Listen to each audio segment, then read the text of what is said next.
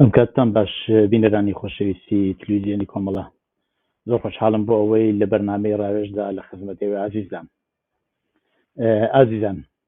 ئەوڕۆ 19 سەرماوەزی 1400 هەتاوی بەرامبەرە لەگەڵ 10 دەسامبری 2021 زاینی. بەرنامەکانی ڕۆژی هەینی تلویزیۆنی کۆمەڵە کە ڕاستەوخۆ ڕاوێژ ڕاستەوخۆ بڵاو بێتەوە بۆ عزیز پێشکەشەکرێ هەوڵەدا سەرنج بخاتە سەر چەند مۆزوعی ڕۆژ. ئێوەی عزیزی شتوانن لە ڕێی تۆڕی مێدیای نێتوەرکەوە کۆمەڵە مێدیا نێتوەرکەوە سەیری بەرنامەکە بکەن و لە ڕێگەی فەیسبوک و یوتیوبەوە هەروها تلویزیۆنی کۆمەڵە ئەم بەرنامانەیش دواتریش هەر لە ڕێگەی ئەم تۆڕە کۆمەڵایەتیانە و هەروەها لە تلویزیۆنی کۆمەڵە دووپاتە بێتەوە. منیش هەوڵم داوە لە پەیجی خۆمەوە ئەم بەرنامە بۆ ئێوە عزیز بهۆزمەوە. هەروەتر بەرنامەی تلویزیۆنی ئەکرێ لە ڕێگەی ئینترنێتیشەوە بە ناوی کۆمەڵە تv کۆمەڵە .com ئەتوانن هەر لێەوە ڕاستەوخۆ تماشای بەرنامەکانی تلویزیۆن بکەن. ئەگەر بە هەر شێوەیەک ناتوانن چاو لە تلویزیۆن یا بە شێوەیەکی تر دەسڕەسیتان نییە توان ڕاستەوخۆ لە ڕێگەی ئینترنێتەوە چاو لە بەرنامەی تلویزیۆنی کۆمەڵە بکەن. ئەوڕۆ 19 سەرماوەز بەرامبەرە لەگەڵ ڕۆژی نێودەوڵەتی مافی مرۆڤ. لەسەر ئەم بابەتە قسە باسێکمانە بێت.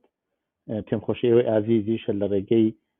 ئەو ڕقم ژمارە تەلێفۆنی 0046 726 16 پەیوەندیمان پێوە بکەن و لەم بابەتەوە و لە بابەتەکانی تریشەوە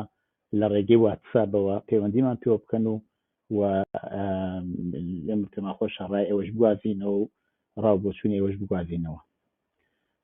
مافی مرۆڤ زۆر جار باسی مافی مرۆڤ ئەکرێت. مەبەست چییە لە مافی مرۆڤ؟ ئەم وشەیە زۆر جار بۆنی شەڕی لێ هاتووە. ئەم وشەیە ئەگەر چی وشەیەکە بۆ ئەوەی کە مافی مرۆڤ وشەیەکە بۆ ئەوەی مرۆڤ بپارێزێ لە هەموو مافەکانی خۆی، بەڵام زۆر جار زۆر سەرمەسەری بۆ مرۆڤ دروست کردووە. هەر لە 50 ساڵی ڕابردووە بەشێکی زۆر لە شەڕەکانی ڕۆژهەڵاتی ناوەڕاست بە بەهانەی هێنانی مافی مرۆڤەوە دەستی پێ کردووە و زلهێجی وەکو ئەمریکا و هەروەتر هاوپەیمانەکانی هێرشیان کردوێتە سەر و ناوچەیە و بە بەهانەی هێنانی دموکراسی و پاراستنی مافی مرۆڤ خەڵکیان تووشی ئاوارەیی و سەرمەسەری کردووە. لەم بابەتەوە تەبعاً پێویستە ئەوە بوترێکە بەسەر سەپاندنی یا بەسەر سەلماندنی مافی مرۆڤدا ڕۆژی نێودەوڵەتی مافی مرۆڤ کە 19 سەرماوەزە 73 ساڵ تێپەڕێت. لە ماوەی ئەم 73 ساڵەدا هەرچەند ئەمە بۆ خۆی ئەکرێ بڵێن دەستکەوتێک بووە کە بە خەباتی کۆمەڵانی خەڵک و کرێکاران و زەحمەتکێشان و ئازادی خوازان و شۆڕەژێران لە ئاسی ناودەوڵەتیە پەسەند کراوە، سەلمێنراوە، بەڵام لە لایەکی تریشەوە بەداخەوە لە دنیای ئەو ڕۆژیە هەر بووە بە کۆپاڵێ بە دژی ئەم خەڵکە. زۆر هێز هەیە هەر لەلایەن ئەم هێزە نێودەوڵەتیانەوە کە بۆ خۆیان ژێری ئەم بڕیارنامەیان ئیمزا کردووە بە نەیار و بە ترۆریست و بە ضد ئینقلاب و بەشتیوە ئەناسرێت. لە ئێرانی کۆماری ئیسلامیە ڕۆژ نییە کرێکاران و زەحمەتکێشان و خەباتکاران و مامۆستایان و گەنجان و ژنان نەکەونە بەر هێرشی کۆماری ئیسلامی. کۆماری ئیسلامی و دەوڵەتی ئەو کاتەی ئێرانیش و هەروەها کۆماری ئیسلامیش ئەم بڕیارنامەی ئیمزا کردووەوە ئەبێ بەڕێوە ببات. هەرچەندەوان بۆ خۆیان پێیان وایە مافی مرۆڤ لە لای ئەوان شتەیەکی مافی ئەوان یعنی مافی عەداڵەتی ئیسلامی لەسەروی مافی مرۆڤەیە بەڵام ئەبینین کە ڕۆژانە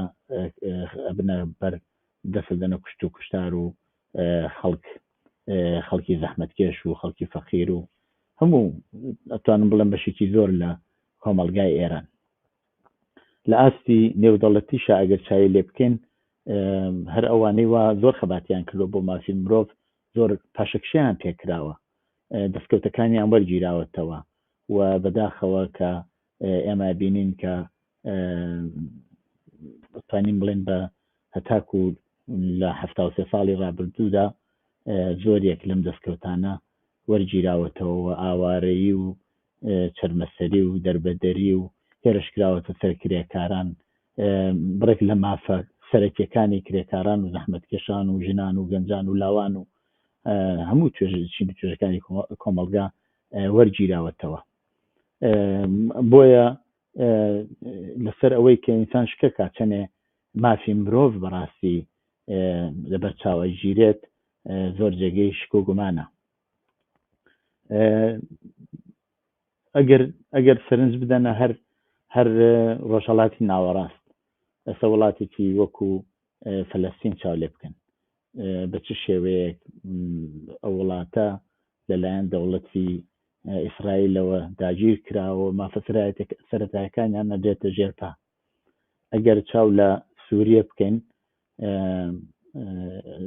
ئەبینین کە ئەو وڵاتە هێشتا لە ماوەی 15 ساڵی ڕابردووە ئاسایش و ئارامشی بەخۆیە نەبینیوە و ڕۆژ نییە خەڵک لەوێ نەبنە قوربانی چ لەلایەن دەوڵەتی بەشار ئەسەدەوە و چ لەلایەن هێزە توندڕەوەکانی کە بەناو لەگەڵ دژایەتی بەشار ئەسەدەکەن و لەلایەن تورکیە و عەرەبستانی سەعودی بڕێک لە وڵاتەکانەوە پشتیوانیان لێکرێت ئێستەیش لە دوای 73 ساڵ لە ئەم بڕیارنامەی مافی مرۆڤە لە وڵاتێکی وەکو ئەفغانستان ژنان و خەڵک ئەبرنێنەوە بۆ 2000 ساڵ پێش لە ئێستا لەوێ مافی مرۆڤ هیچ معنایەکی نییە عەرەبستانی سەعودی یەکێک لە وڵاتانەیە کە ئێستەیش بەشێکی زۆر لە مافی مرۆڤ پێشێل ئەکرێت ژنان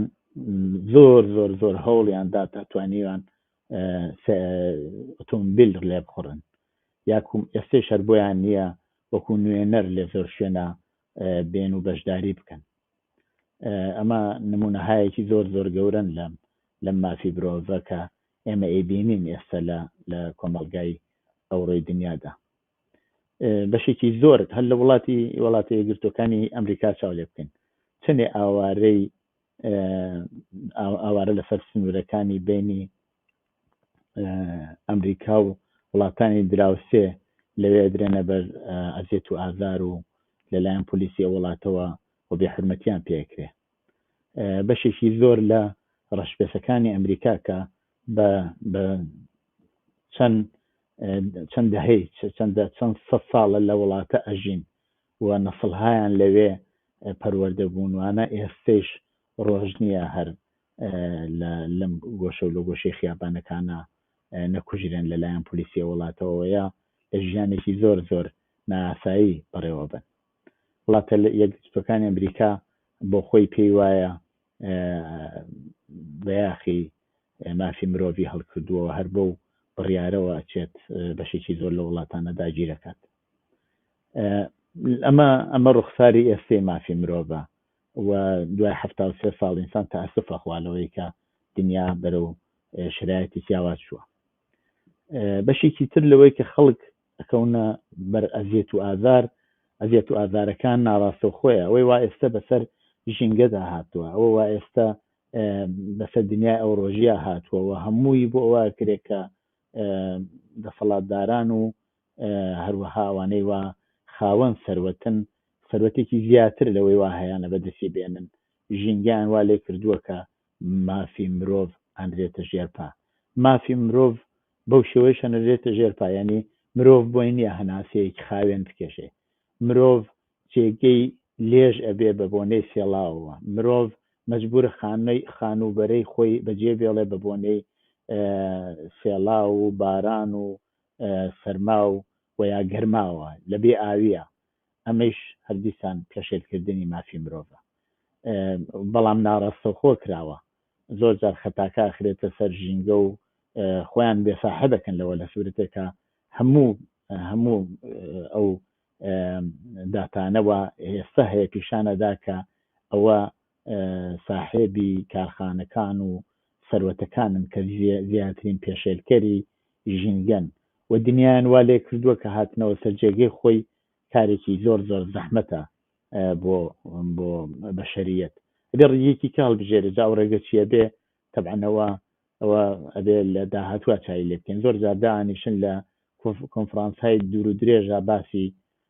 باسی ئەوەکەن کە ئەو شرایطە بگۆن چون خۆشیان هەستیان پێ کردووە کە لەوە ئەچێ نەتوانن سەرۆتەکانیشان ڕابگرن سەرۆتەکانیشانەوە چێ لە بین بچێت هەر بەهۆی ئەو شرایەتی ژینگەوە کە پێکیان هێناوە مافی مرۆڤ بەم شێوەیەش پێشێل دەکرێت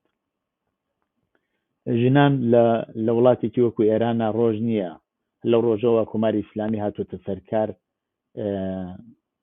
مافی ژنان کە بەشێکە لە مافی مرۆڤی خستۆتە ژێر پێ و ژنانی لە سنگباران و لە هەموو چەشنە زۆڵم و زۆرێکی جنسیەتی بەسەر ئەم بەشە لە کۆمەلگادا داسەپاندووە بەوەیش ڕازی نەبووە منداڵانی کەمتەمەن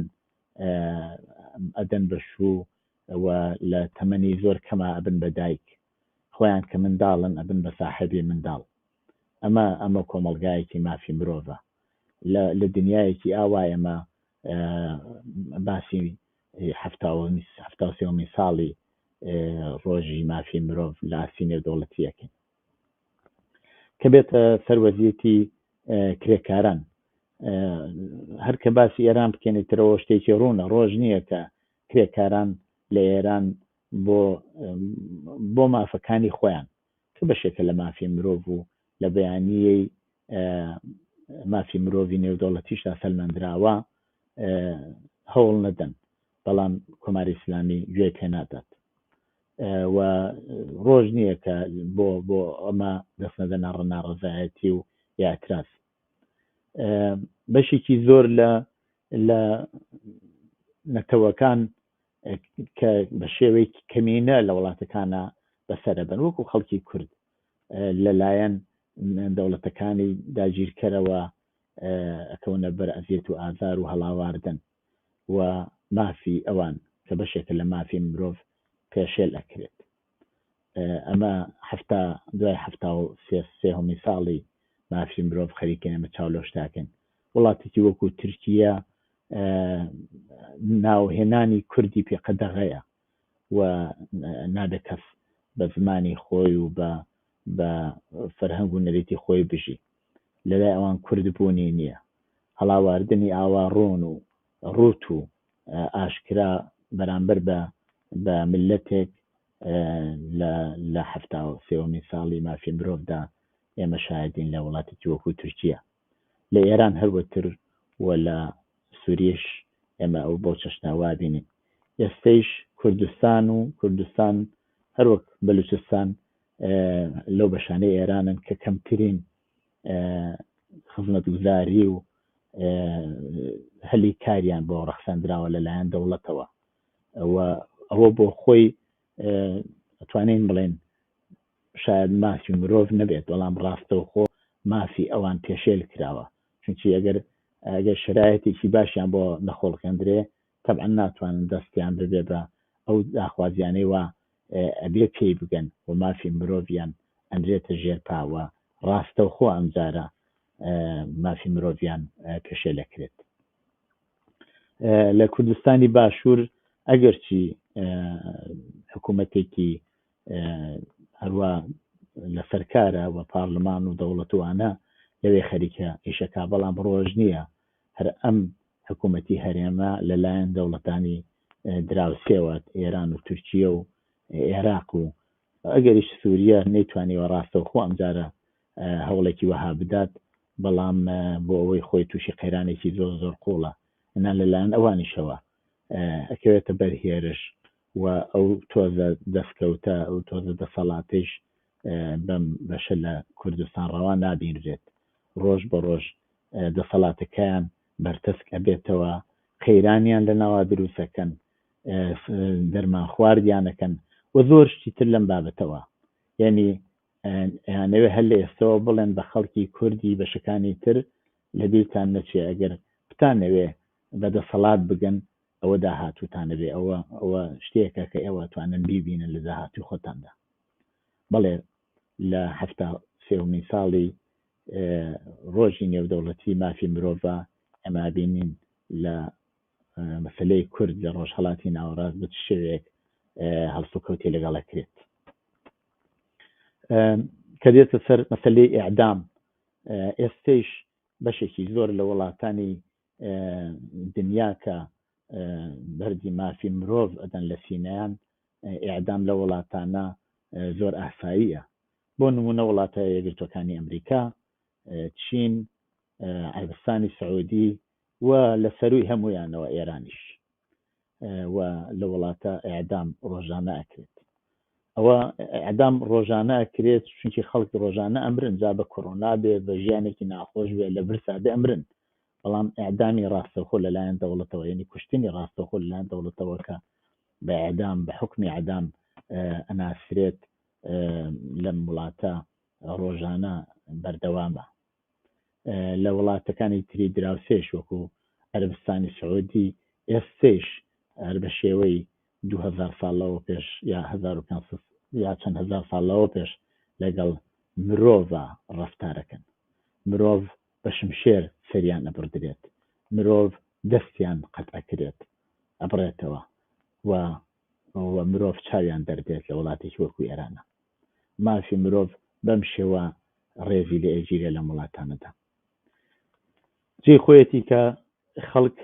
وشیار بێتەوە و ئەم شرایطە قبول نەکات و بۆ ئەوەی بە دەستکەوتەکانی خۆی بگا ئەبێ هەوڵێکی زۆر بەرین یەکگرتوو بدات بۆ بتوانێت هیچ کە بەر بە پاشەکشەی ئەو دەستکەوتانەی بگرێ بەڵکو بتوانێت ئەوەیشی وا لە دەستی داوە بە دەستی بێنێتەوە ئەوەی وا لێی سێنراوەتەوە بە دەستی بێنێتەوە و دروشمی درۆیینەی ئەو سەرکردانەی کە یانەوێ مافی مرۆڤ بێنن بۆ وڵاتانە بە خەڵک بوترێ کە ئەمانە پارێزەری مافی مرۆڤ نین لە ساڵی ڕابردوودا کە کۆڕۆنا لە ئاستی نێودەوڵەتیدا شرایەتێکی وای هێنا پێشەوە کە بەشێکی زۆر لە خەڵک ئیشی ڕۆژانەیان تعتیل بوو مەدرسەکان داخران بەشێکی زۆر لە شوێنی کاروانە لە ماڵەوە بوون و هەمومان نەزانین کە لە پتر لە 5 ملیۆن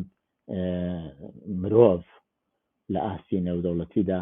بە کۆڕۆنای گیانیان لەدەستدا و ئێستەش هەر بەردەوامە ئێستا ئێمە هەرە بینین کە خەڵک بە کۆڕۆنا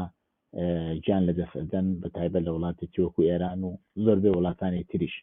لە ئەفریقا و لە زۆر شوێنی تر کە باسی ئەمە ئەکەین ئەبینین کە هەر لەو شرایەتی کۆڕۆناییەدا وڵاتانێک کە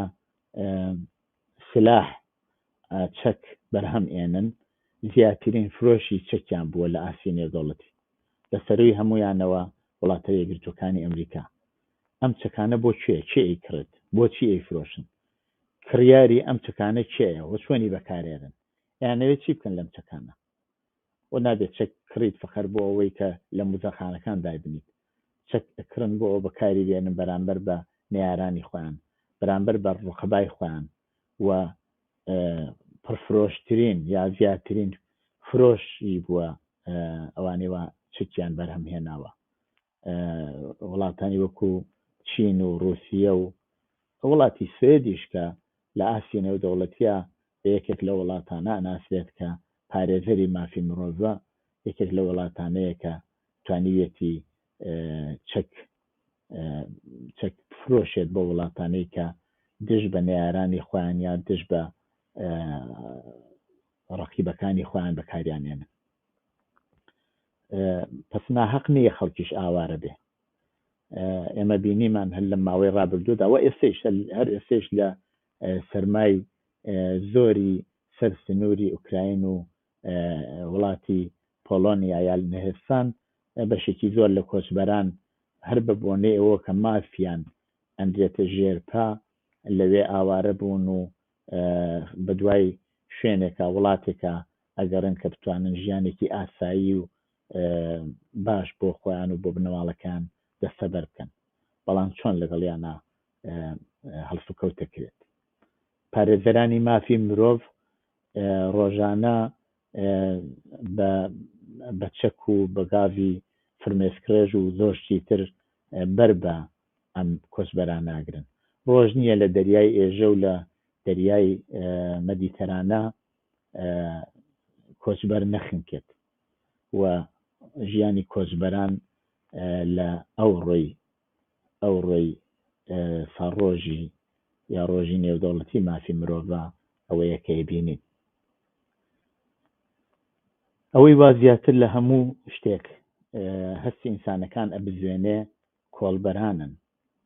لە ڕۆژی نێودەوڵەتی مافی مرۆڤدا ڕۆژ نییە لەسەر سنوورەکانی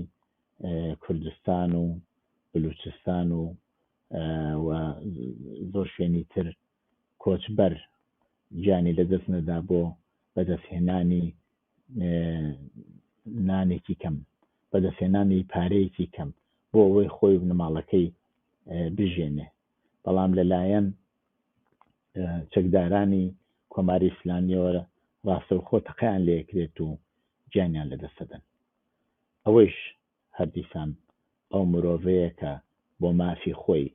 خەریکە هەوڵەدات، بۆ مافی خۆی لەو سەرمای ئێستادا لەو کوێستاناندا خۆی و ئەستەکەی و هێسرەکەی لە بەرزایەکانی شاخەکان کلارە بنەوە، دێنەوە خوارەوە جارێک دوو جار سێ جار ئەم کۆڵە هەڵەگرن و ئەیبەنەوە سەرە و کاتێک کە سەرکەوتوو بوون گەیشتنە سەر شاخەکە ئەکەونە بەردەستڕێژی کۆماری ئیسلامی و پاسەوانانی سەر سنوور. ئەوانە بۆ مافی مرۆڤی خۆیان خەریکن هەوڵەدەن. ئەوانە هەوڵیانەوەیە کە مافی مرۆڤەکان بپارێزن. پاراستنی کارکردن بۆ بەدەستهێنانی ژیان هەوڵێکە بۆ پاراستنی مافی مرۆڤ. یعنی خەڵک بە تاکە کەس هەوڵەدا مافی خۆی بۆ شێوە بپارێزێ، چونکی حەقی خۆیەتی برسی نەژی، حەقی خۆیەتی وەکو هەر ئینسانێکی تر بە ئاسایی بژی، حەقی خۆیەتی لە هەموو ئازادیەکان و لە هەموو دەستکەوتەکانی ئەو ڕۆی دنیا دەستی بە هەموو دەستکەوتانە بگات. بەڵام ئەوە هەموو مافی مرۆڤە بۆ ئەو هەموو دەستکەوتانە مافی مرۆڤن، تکنیک و تکنۆلۆژی و ژیانی باش و خواردن و ئاسایش و ئارامش هەموو مافی مرۆڤن. ئەو کەسەی کە هەوڵەدا بۆ ئەوانە ڕۆژانە هەوڵەدا بۆ مافی مرۆڤ لە 73 ساڵی مافی مرۆڤدا ئەم ئینسانانە بۆ بەدەستهێنانی مافی مرۆڤیان ئەکوژرێن و ئەدرێنە بەر تەقەی دشمن و گیانیان لەدەستدەن لە مەیدانەکانی شارەکانە و لە کارخانەکانە و لە زۆر شوێنە. ئێمە ئەبینین گەنجان شۆڕژێران بۆ بەدیهێنانی مافی مرۆڤ هەوڵەدەن و گیان بەختەکەن. لە 73 ساڵی مافی مرۆڤدا جێ خۆیەتی ئێمە ئەوە بڵێن کە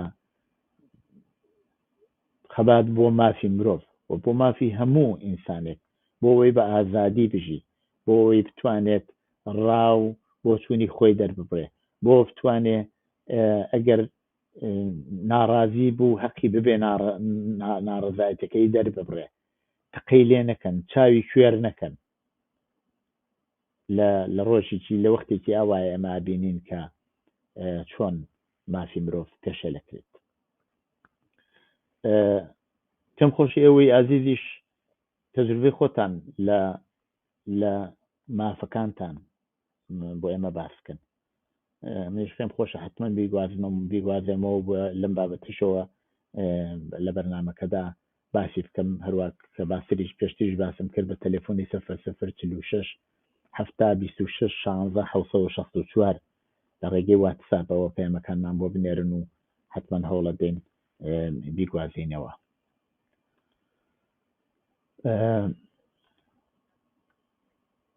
با گوێ بدەین بۆ ئەوەی تۆزێ مێشکمان لەو ڕۆژەدا کە دنیا بەڕاستی لە شەرایەتێکی زۆر نالەبارە ئەژی ئاسوودەیە بدەین بە مێشکمان. موزیکێکم بۆ ئامادەکردن پێشکەش بێ ئەوەی عزیزێکم.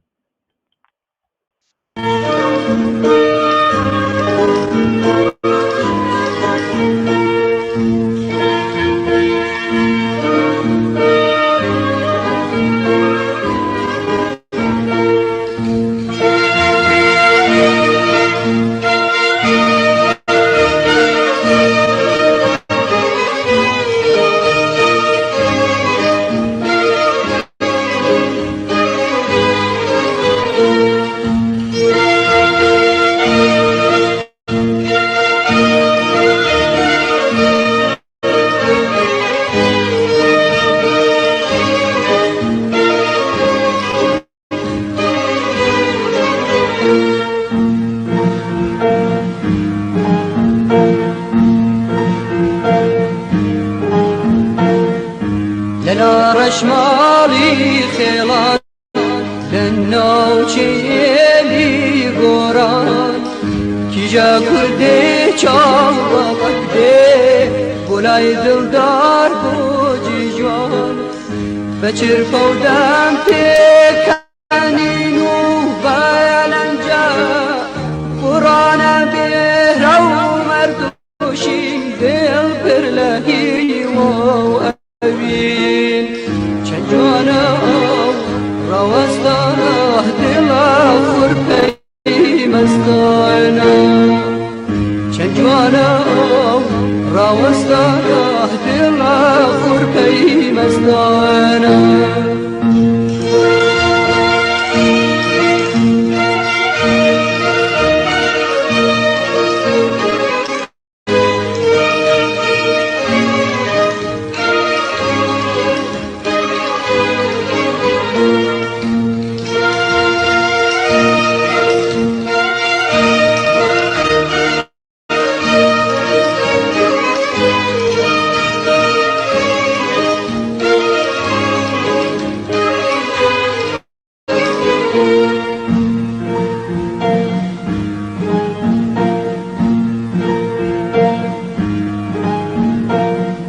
لە گۆشەی چێخ دڵداری چاوایە ڕێشەدەلاری خدا ئاخۆکەی دڵبەر بێ بۆجێ جوان بۆ دڵداری لەپڕ ئەبینێ دڵبەری وەک پەری وەستاوە پەری پەیکەری لاجێ جوان لە نادیاری چەند جوانە ڕەوەستانە دڵە خوڕپەی مەستانە چەند جوانە ڕەوەستانە دڵە خوڕپەی مەستانە.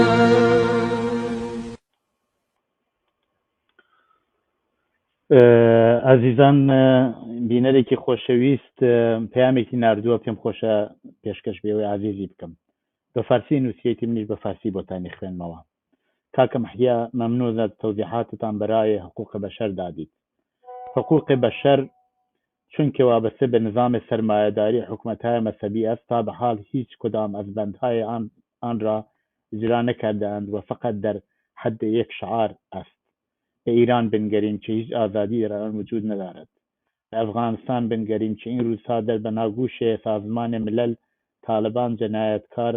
را سر کار آوردند. به عراق بنگریم که در بی‌حقوقی حاکم زندگی می‌کنند. و اما ترکیه که اردوغان جنایتکار عضو ناتو نظام‌های سرمایه‌داری است و در اوج به حقوقی زندگی میکنند. کجاست قلم به دستان سازمان ملل که بنویسند؟ کاک عبدالله اوجلان به دلیل فعالیت سیاسی توسط دولت‌های همچون اردوغان زندان شد و سالهاست که در زندان به سر میبرد. این شرایط نه تنها برای کاک عبدالله اوجلان بلکه برای هزاران کس است که به خاطر باور سیاسیشان زندانی شدهاند. ئەو پەیامەمان لە سەقزەوە بەدەستگەیشت و زۆر سپاس بۆ ئەو بینەرە خۆشەویستە بۆ ئەو پەیامەیان. پێم خۆشە لەسەر مەوزوعێکی تر قسە بکەم، بەڵام ئەگەر لەو بابەتێش و هەر دیسان لەسەر بابەتی پێشتریش هەر پەیامێک بنێرن حتمما ئەیگوازمەوە و جا بە دەنگ بێ یاکوب بە تێکس حتمما ئەیخوێنمەوە. لەم مەوزوعێکی تر لە ڕابطە لەگەڵ داخوازی شۆرای هەواهەنگی فەرهەنگیانی ئێرانە کە داوایان کردووە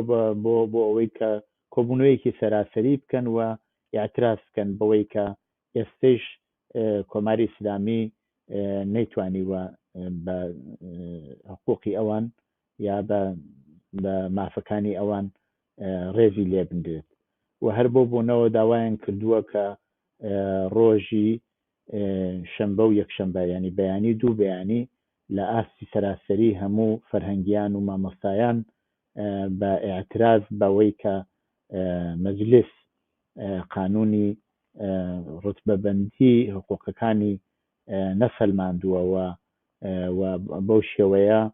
حقوقی بەشێکی زۆر لە مامۆستایان بە شێوەی نابەرابەر ئەدرێت ئاعتراز کرێت. داوایان کردووە کە ئەم ئاعتسابە یا ئەم مانگرتنە لە ئاستی سەراسەریە بێت و تویانە کە هەموو مامۆستایان لەسەر کلاسەکان ئەچنەوە بۆ مەدرسە بەڵام لە کلاسەکانی دەرس حاضر نابن و بە منداڵەکانیش ئەڵێن کە بە شێوەی لە مەکتەبا بمێنەوە بەڵامی تر لێ بن. داخوازیەکە بریتیە لەوەی کە باسیەوە کراوە کە مەسەلەی بازنشستگیە، مەسەلەی خانەنشین بوونە کە تەنیا 12.5 ملیارد تمەنی ڕەتەبەندی یا چی پێڵێن لەلایەن دەوڵەتەوە ئەمە اختصاص دراوە کە بە تۆری واقعی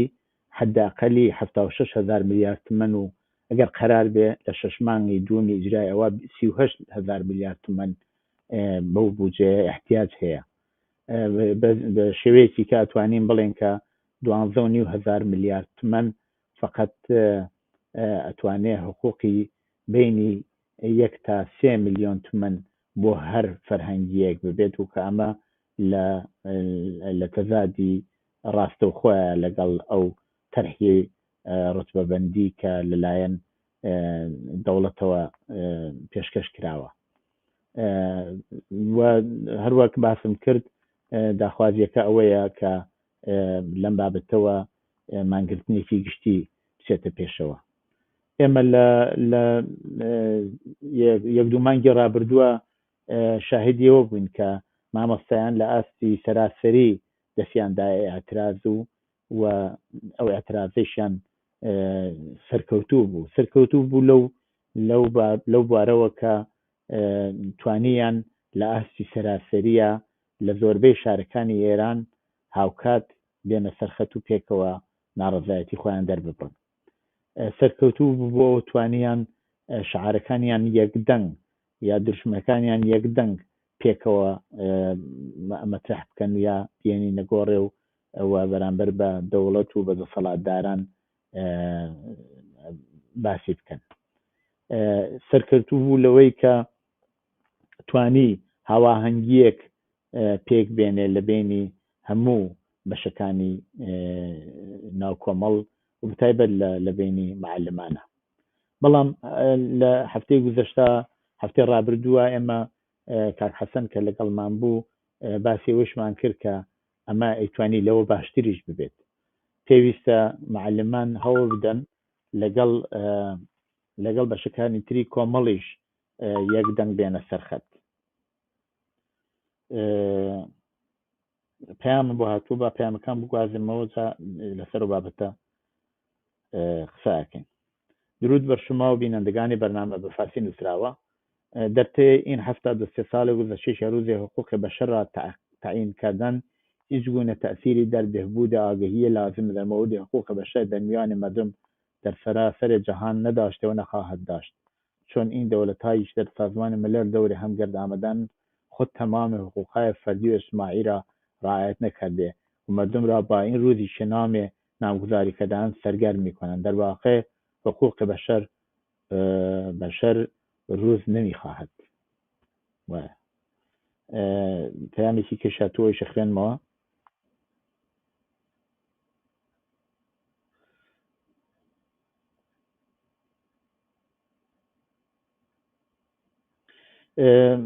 پەیامەکە ئەو بینەرە وتوویەتی کاک مەحیە معذرت میخواهم از شما و تمام بینندگان که این سخنم زیاد مربوط به موضوع برنامه نیست، اما ما جمعی از کارگران و دوستداران کۆمەڵە و حزب کمونیست ایران تلویزیونی کۆمەڵە و حزب کمونیست ایران که از طرف دوستان قدیمی راه اندازی شده را به رسمیت نمیشناسیم، زیرا که چندین سال است رادیو، تلویزیون و سایت ها و غیره از طرف تشکیلات کۆمەڵە و حزب کمونیست ایران شناخته شده است و این دوستان سخت در اشتباهند و با این حرکتشان به زحمات چندین ساله خودشان لطمه میزنند. ئەوەیش لە شاری سەقزەوە هاتووە. بەڵێ زۆر بەداخەوە ئەڵبەتە دوایە باسەکەمان لەسەر ئەوە نییە و ئەوە پاندازەیەک چاوەڕوانە کرا بەو شێوە ڕەفتار بکرێت، ینی ئەگەر ئەو جۆرە نەکرایە تۆزێک غیر عادی بوو چاوەڕوانە کرا بۆ شێوە ڕەفتار بکرێت، بەڵام ئەوانیش بۆ خۆیان چاکەزانن ئەوە زۆر کاتی ئەبێت و ناتوانێت زۆر بەردەوام بێت بۆ ئەوەی کە کۆمەلگا ئێمە لەگەڵ شتەکانمان هێزێکی جیاواز لە کۆمەلگا نین و ئەوەی وا ئەیباتەوە ئەوەی وا سەرکەوتووە بێ ئەوەی وا دەنگی ئەڕوا ئەوەی وا ئەسەلمێندرێت چ تلویزیۆنی چ دەنگی چ رادیۆی چ نووسراوەی ئەوەیە کە لە ناو خەڵکایە، ئەوەیە کە بیر و هۆشی ئەسڵی خەباتی ڕۆژانەی کرێکاران و زەحمەتکێشانە لەسەر ئەوەی چ مەوقعیەتێک و پایەیەکی ڕێکخراوەیی یا تشکیلاتی ببێت ئەو خەباتە ئاوا بە فیڕۆ نادات و ناهێنێتە ژێر پرسیار. طبعا سەرکەوتن هەر بۆ هێزی ڕەسەنە، سەرکەوتن بۆ ئەوەیە کە پێی وایە ئێستا ئەوەی وا لە هەموو شتێک زیاتر گرنگە ئەبێ بایەخی پێ بدرێت، ئەوەیە کە ئەو دنیاوە باسمان کرد، ئەو دنیا کە ساز کراوە، ئەو دنیا کە کۆماری ئیسلامی ڕۆژ بە ڕۆژ خەریکە زیاتر و زیاتر مافی خەڵک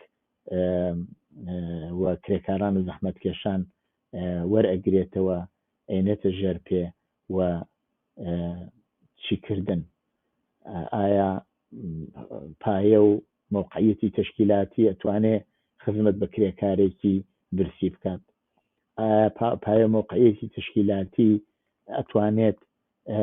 خەباتی کرێکاران و زەحمەتکێشان بباتە پێشەوە؟ طبعا ئەوە شتێکی ناوخۆیی بوو و ئەیتوانی هەر بە شێوەی ناوخۆییش ببێت، وەکو هەر اختلاف و ڕای جیاوازکە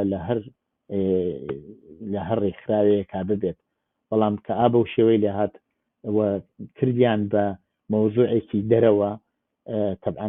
جوابی خۆشی بۆ شێوە وەرەگرێتەوە کە ئەو بینەرە خۆشەویستە نووسیوێتی. بۆ یەک شەڵەم ئەوە سەرکەوتوو نابێت، ئەوەی سەرکەوتووە بێ کە هێزەکەی تیار بکات، هێزەکەی بخاتە کار بۆ ئەوەی یەک لقمەنان بە سفرەی زەحمەتکێشێک، بە سفرەی کرێکارێ،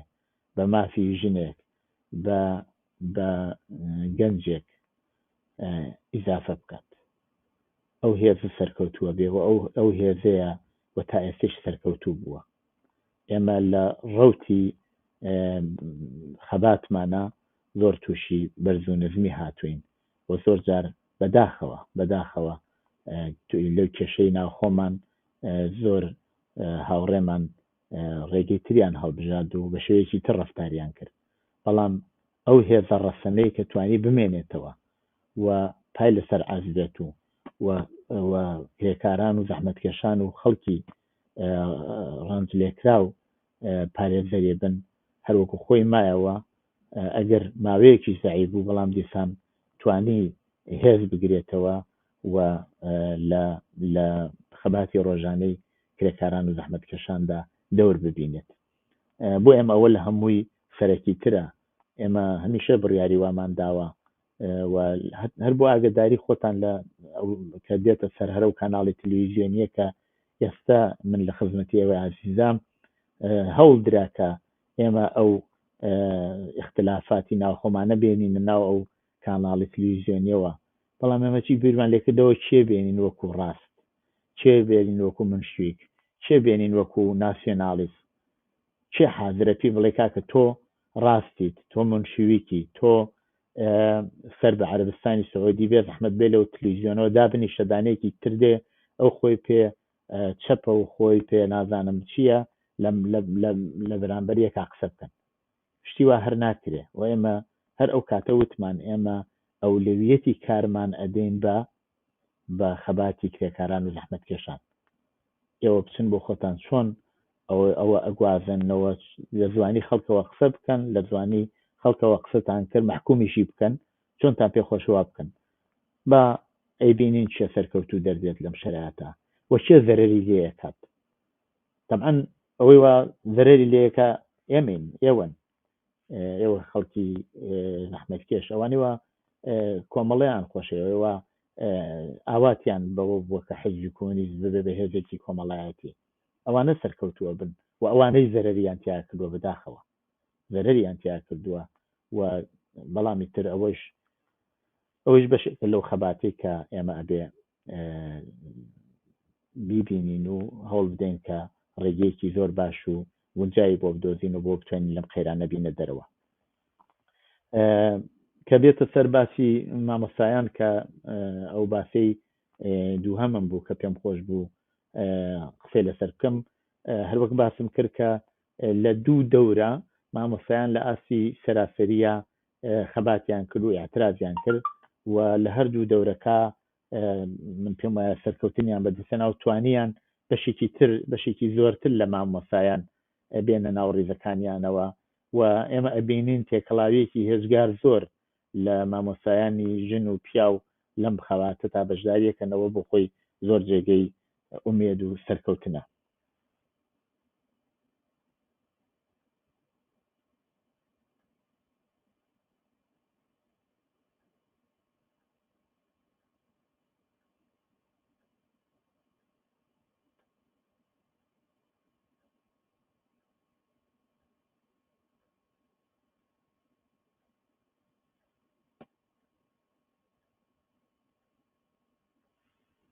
بەسەر چاو ئەو پەیامە هەر بۆ خۆم هاتبوو بەسەر چاو هەوڵە دەین کە هەوڵە دەم ئەو تێبینێ ئەوە لە بەرچاو بگرم طبعا ئێوە منتان لەگەڵ هاوڕێیەکی زۆر خۆشەویستم کە زۆر بەتوانا بوو لەو بابەتەوە لەخەرە تێوێ منۆکو ئەو بم بەداخەوە زۆر هەوڵە دەم بتوان وەکو کاکفەرهاد و بەرنامە بەڕێ بەرم بەڵام طبعا نەجێگەی کاکفەرهاد پڕ بێتەوە نا ئەوەیش کە من نەتوانم وەکو ئەو بۆ شێوە بەڵام هەوڵی خۆم داوە هیوادارم ئێوەی ئازیزیش ڕازی بووبێتن لە بەرنامەکان طبعا هەوڵە دەم کە بەو شێوەی کە باشتر بێت و باشتر بێ بیبم پێشە و ئەو ڕەخنانەی ئێوەش حتمما ئەتوانێت زۆر تاسیری ببێ بۆ بەڕێوەبردننی باشتری بەرنامەکە لە بابەت مەسەلەی مامۆستایانەوە دیسان باسی ئەوە بکەین کە لەم بابەتەوە مامۆستایان هەم ژنان دەور و نەخشێکی زۆریان و ژنانی مامۆستا زۆر نەخشێکی زۆریان بوو لەم ئەترازەتە و هەم ئەوەیش کە بە شێوەیەکی بەرین لە ئاستی سەراسەری لە بەشێکی زۆر لە شارەکانی کوردستانیش ئێمە شاهدی هاتنە سەر شەقامی مامۆستایان بە دروژمایی وەکو یەک لە زۆربەی شارەکان بووین. ئەو داخوازیەی وا ئێستا دراوە لەلایەن مامۆستایانەوە بۆ ڕۆژی شەمبە و یەکشەمبە ئێمە هەوڵ دەدەین لە بەرنامەکانی تلڤیزیۆنە حتمەن بیگوازینەوە و هەروە ئەوڕۆ لە ئەخباریشە لە هەواڵەکانە باسکرا هەوڵ دەدەین لەم بابەتەوە کاری زیاتری بۆ بکەین و دەنگی ئەو مامۆستایانە و معلمانە حتمەن بەگوێی هەموو ئێران و شوێنەکانی تریش بگەێنین و ئێمە ببین بە دەنگی ئەوان و ئێمە مامۆستایان و هەموو فەرهەنگیان ئێمە لە پاڵخۆیان ببینن بزانن کە ئێمە یەکێک لەو هێزانین کە دفاعی سەرسەختانەکەین لە مافی ئەوان و ئەو بابەتەوە ئەوەی وا لە دەستمان بێ حتممەیەکەین چ بە شێوەی تەلەڤیزیۆن و چ لە ڕێگەی تۆڕە کۆمەڵایەتەکانەوە لەم بابەتەوە هەوڵمانداوە هەم بابەت و بەرنامە و کەسانی کە بتوانن مۆزوعە بتوان بدەنە بەرباسی لێکۆڵینەوە داوەتمان کردن هاتن لە بەرنامەکانە بەشداریان کردووە. بەڵام بۆ ئەو ئێمە هەفتەی پێشوو باسی ئەومان کرد کە بڕێک لە وەکو بەشی لاوازی ئەو حرەکەتە باسمان کردی ئەگەر بەشی لاوازەکانی بین هەڵسەنگێنینە بێت چی بکەین بۆ بتوانین ئەم بەشە لاوازانەی پڕ بکەینەوە. زۆر پێویستە ئێستا کە لایەنەکانی تری کۆمەلگا کرێکاران جوانان دانشجویان ئەوانەی کە ساڵیانی ساڵی خوێن شاید ببن بە مامۆستا لە باشتری حاڵەتە ئەبن بە مامۆستاوە ئەوە داهاتووی ئەوانەیش بێن پشتیوانی بکەن لە مافی معلمان. دیسان هەر لەم مۆزوعە باسی مەسەلەی خاننشینان کراوە. ئێمە ماوەی لەوە پێش بینیمان کە خاننشینان لە ئاسی سەراسەری هاتن ئاعترازیان کرد و باسی هەرە و وەزیەتی حقوقەکانیان کرد دەی ئەم معلمانە دیسان هەر بنەوەیەک پەیوەندیەکی زۆر زۆر نەفسراوەیان لەگەڵ بازنشە سەگانە ئابێت وەیە زۆر شتی تر لەو بابەتەوە بەشێکی زۆر لە پەرستاران هەروە جوانان زۆر شوێنی تر کرێکارانی حوتەپە کرێکارانی شرکەتی نەوت ئەمانە لەباری حقوق و مەزایا و وەزعیەتیانەوە بەیەکۆ پەیوەندیان هەیە. چن خۆشە بوو لە ڕۆژی شەمبە و یەکشەمە ئێمە شاهدی ئەو بووایەتین کە بەیانیەی کرێکارانی حوتەپە بۆ پشتیوانی لە ئاعترازاتی مامۆستایان بخوێندرایەتەوە بدرایە ڕاستەوخۆ بدرایە. چ خۆشە بوو کە ئێمە چاوەڕوانی ئەوە ببوایەتین کە کرێکارانی شرکەتی نەوت ئەوانەی وا پەیمانکار بوون و ماوەیەک لەوە پێش مانگرتنێکی زۆر گەورە و عەزیمیان کرد لە بڕیارنامەیەکە پشتیوانی خۆیان لە مامۆستایان دەرببڕینایە. چ خۆشە بوو کە هەروەتر ژنان لە شوێنەکانی تری کار بیان توانیایە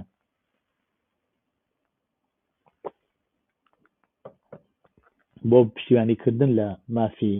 مامۆستایان ئاعترازیان بکردایە و پشتیوانیان بکردایە. ئەمە ئەیتوانی هەنگاوێکی تر خەباتی مامۆستایان بباتە پێشەوە. ئەمە ئەیتوانی مامۆستایان دڵخۆش کا بەوەی کە دوای ئەوەی کە هاتن و مانگرتنیان کرد ناچنەوە ماڵەوە بێ ئەوەی دەستکەوتێکیان بەدەستێ نابێ بداوای لێبردن.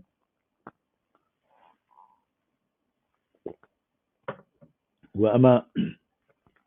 ئەو ئومێدە ئادا بە مامۆستایان کە بتوانن لە داهاتوودا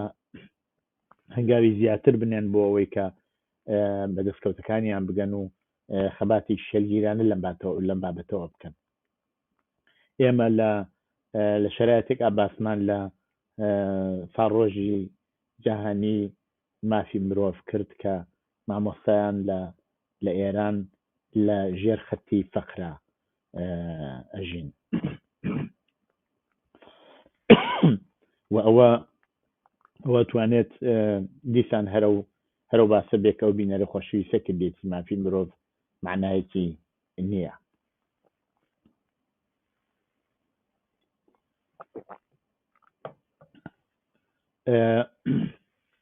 من تۆزێک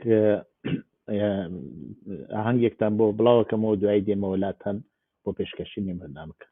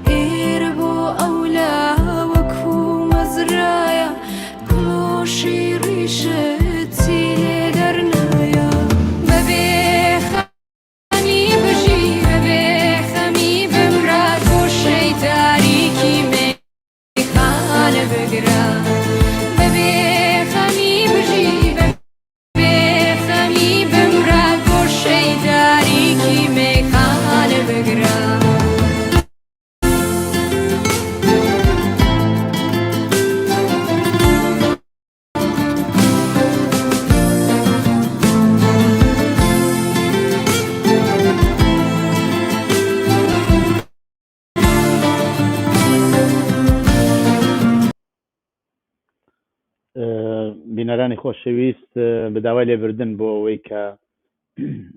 تۆزێک نەمتوانی بەو شێوەی کە بتوانم قسەکان بکەم، تۆزێک حاڵم باش نەبوو، بەڵام لە هەر حاڵە هیوادارم موزیکەکەتان بەدڵ بوو بێ، هەرچەند موزیکەکە بەڕاستی لە بابەت ئەو شەرایستەوە ئێمە تێداین، ئێمە ناتوانین بە بێخەم بین، بەخەمەوە ئەمرین و بەداخەوە بەڕاستی، بەڵام هەر بۆ ئەوەی کە بتوانین تۆزی ئاسوودەی مێشکمان ببێ و موزیکەم بۆ بڵاوکردنەوەیش بەداخەوە زۆر باش نەبوو، لە کوالیتێکی باش نەبوو. بەڵام لەو پەیامی پێشووە کە ئەو بینەرە خۆشەویستە نردبووی پێم خۆشە مەوزوعێکتان پێ باس بکەم، بۆ باسکەم ئەوی شەوەیە کە باسیەوە کراوە کە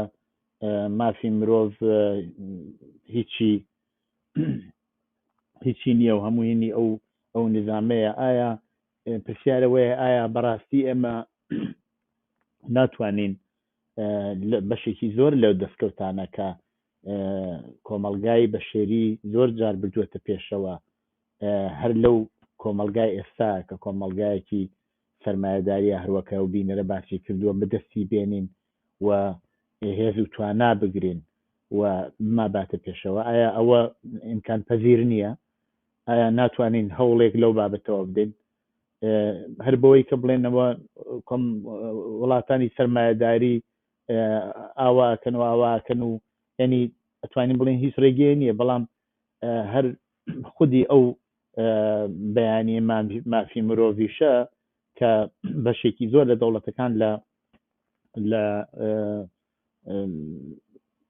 قوانینی دەوڵەتی خۆیان ناگونجاندویانە لێ ئەگەر بەڕێوە بچێت بۆ خۆی ئەتوانێ ژیانێکی من ناڵێم زۆر باش ناتوانێت ئاسوودەیی و نابرابەری لە ناو کۆمەلگا لە بین ببا 100% ناتوانێت و کارە بکات بەڵام ئەتوانێ هەنگاوێک خەڵک بباتە پێشەوە تۆ تەسەوەریەوە کە ئەگەر لە وڵاتێکی وەکو ئەفغانستان کە هەرو بینەری خۆشەویستە ئیشارەی پێکردووە ژنان ئازاد ببوایەتن گەنجان ئازاد ببوایەتن ئازادی ڕای دەربڕین ببوایە هەیە لە زۆربەی وڵاتەکان کە ئەوانی شەر لە نظامی سەرمایەداریان ئازادی ڕادەربڕین هەیە ژنان تا ئەندازێ بە دەستکەوتەکانی خۆیان گەشتون ئەڵێم ئایا ئەگەر بمانتوانی ئەوەمان ئاوا بەو شێوە ببردایەتی پێشەوە باش نەبوو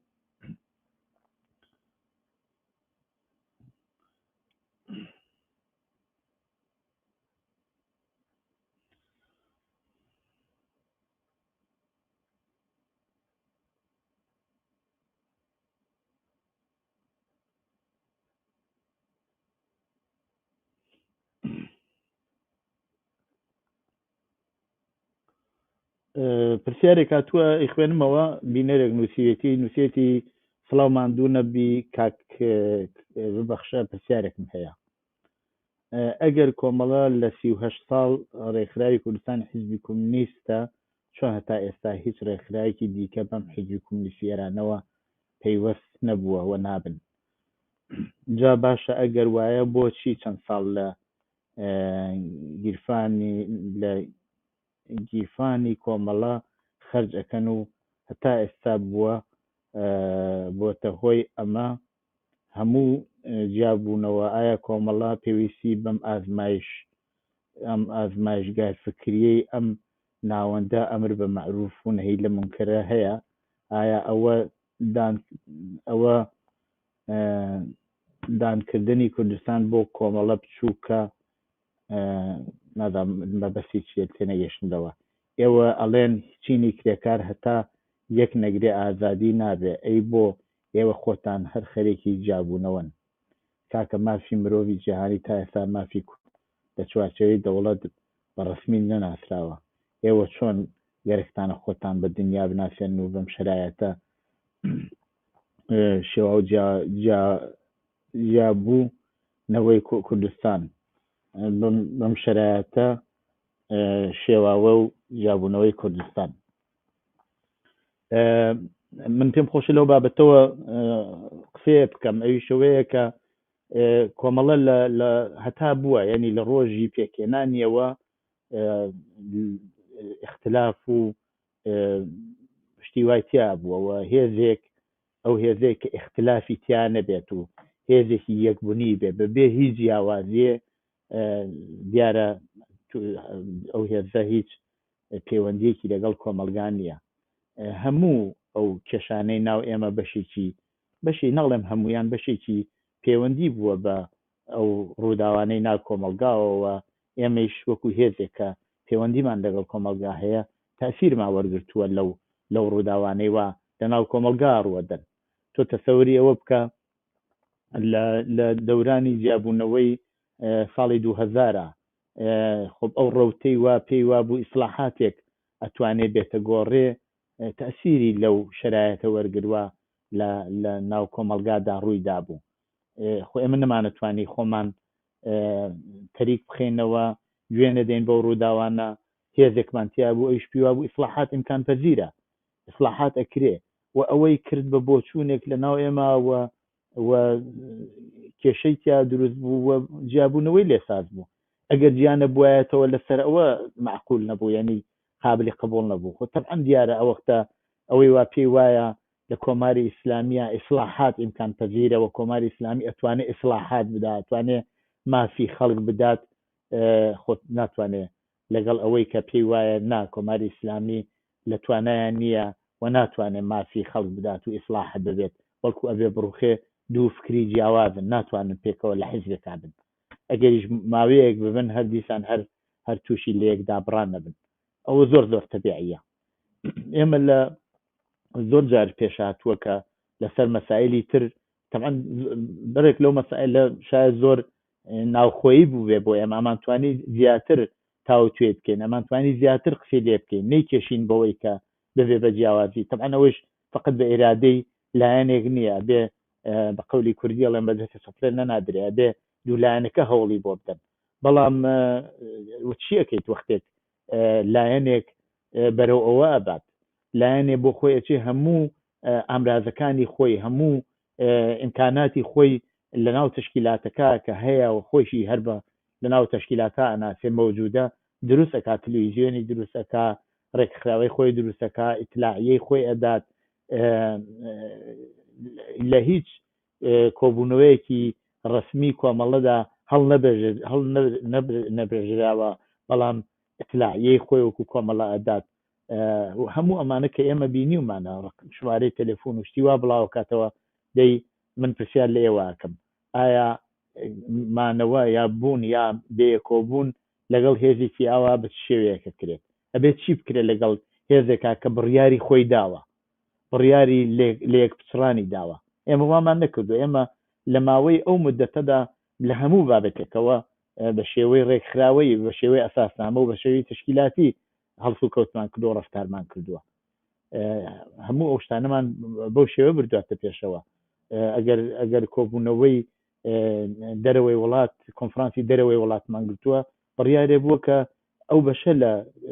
تشکیلاتی ئەمە ئەبوایبی بردایەتە پێشەوە بۆ شێوە بردومانەتە پێشەوە و یا زۆرشتی تر تۆ ناتوانانی لەو تشکیلاتی ئێمە بڕیارێک یا بانگەوازێک بدەیت کە جیاوازیەکی تعدادێکی بانگەواز کرد هەموو بانگەواز کراون هەموو هاتوون بۆ کۆبوونەوەکان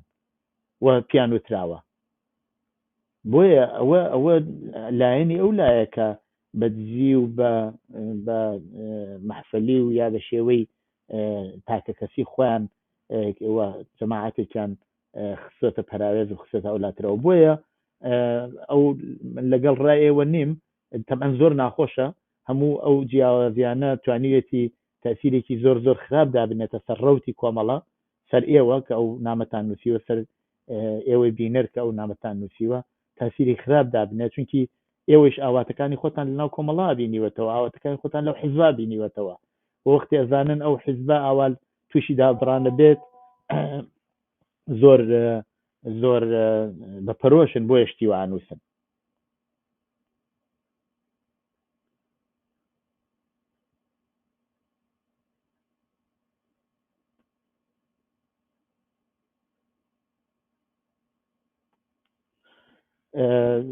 طبعا پێویستە کە خەڵکیش من نەزانم هەرو نووسراوەیەوە یا هەرە شتەوە لەیران نووسیتانە تەسیری هەیە لەسەرەوە بەشێک لەو هاوڕێیانە داچڵەکەن و هەوڵ بدەن بۆ ئەوەی ئەو شەرایەتە نێتە پێشەوە بەڵام جاری وایە ڕێگەیەکی نییە جاری وایە ڕێگەیەکی بۆ سوورەتەی نییە تۆ من پاتتان بڵێم بەشێکی زۆر لە جیابوونەوەکانی هەر ئامەیشی وا ئێستێشی کە خەریکە چێتە پێشەوە ئەو اختلافاتە بە تەوری واقعی لەسەر ئەو وەزعیەتەیە کە چەپ ئەلعمومتیا قەراری گرتووە و لێەوە سەرچاواگری ئەلبەتە بینەرانی خۆشەویست ئاگادار بکەمەوە کە من کاتی بەرنامەم زۆر نەماوە لە کاتی بەرنامەکەم تێپەڕ بووم لە کاتێکی خراپە ئەو پەیامانە هات حتما هەوڵ دەدەم من لە داهاتووە لەم بابەتە ڕاو بۆچوونی ئەوە بگوازێمەوە زۆر خۆشحاڵ بووم بۆ ئەوەی هات ملاتان بۆ دیسان بۆ پێشکەشکردنی بەرنامەیەکی تری ڕاوێژ و هەتاکو هەفتەی داهاتوو سات و کاتێکی خۆشتان بۆ باوەت خوازم